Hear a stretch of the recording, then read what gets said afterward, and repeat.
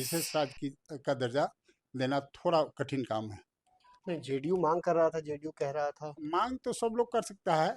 इतने बड़े घटना घटने के बाद लालू परिवार से एक भी आदमी आज तक सूद लेने के लिए उनके पास में नहीं पहुंचा। क्या लगता है मुकेश सहनी जी को अब क्या करना चाहिए? अब निश्चित रूप से उनके अपने राजनीतिक निर्णय पर उनको विचार करना चाहिए। लालू जी तो अपने भी बहुत दिन रहे भारत सरकार के साथ।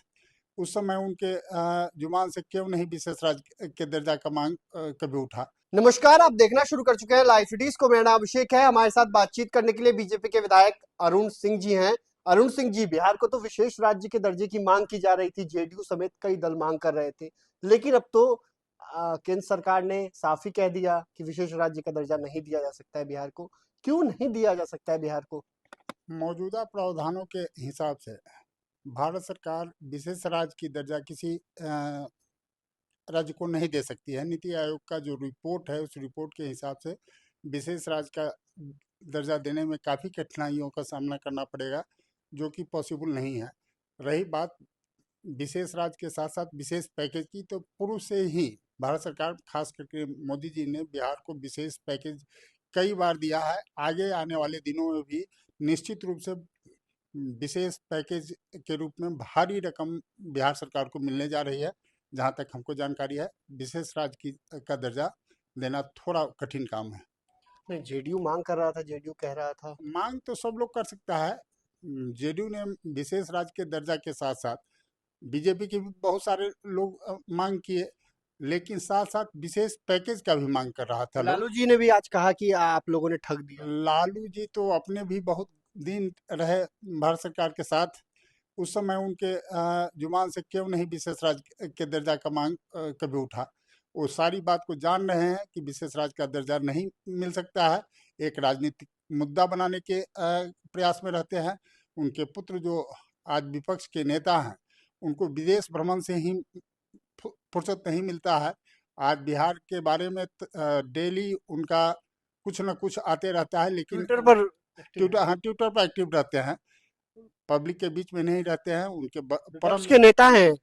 हम विपक्ष के नेता होने के साथ उनके परम मित्र मुकेश सहनी जी के साथ इतनी बड़ी दुर्घटना हुई है, घटना घटी है, लेकिन उनका सूद भी लेने का उनको फुर्सत नहीं है।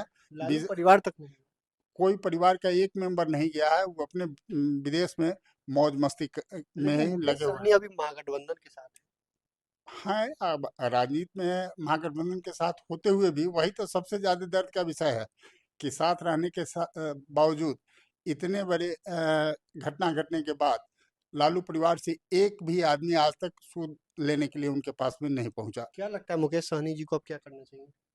अब निश्चित रूप से उनके अपने राजनीतिक निर्णय पर उनको विचार करना चाहिए। वो तो पूर्व में भी कह चुके हैं कि इन्होंने हमारे पीठ में छुरा घोंपा है। अब फिर कैसे उनके साथ चले गए हमको समझ में नहीं आएंगे आता तो है। एनडीए में। एनडीए में आते हैं तो स्वागत है। एनडीए में आने पर हम लोग निश्चित रूप से उनका स्वागत करेंगे। अच्छा, बिहार में लॉ एंड ऑर्डर फेल है क्या? बिल्कुल नहीं। जो भी क्राइम हो रहा है, आप देख रहे हैं कि क्राइम तो शुरू से राम युग से होते आया है और आगे भी होगा। कोई व्यवस्थित क्राइम नहीं हो रहा है। क्राइम छिटपुट घटना जमीनी विवाद से लेकर के इस तरह की कोई वारदात हो रही है, उस वारदात को निश्चित रूप से समय के साथ ही प्रशासन एक एक मामले को डिटेक्ट कर ले रहा है। उदाहरण के स्वरूप मुकेश सहनी वाला ही मामला ले लीजिए।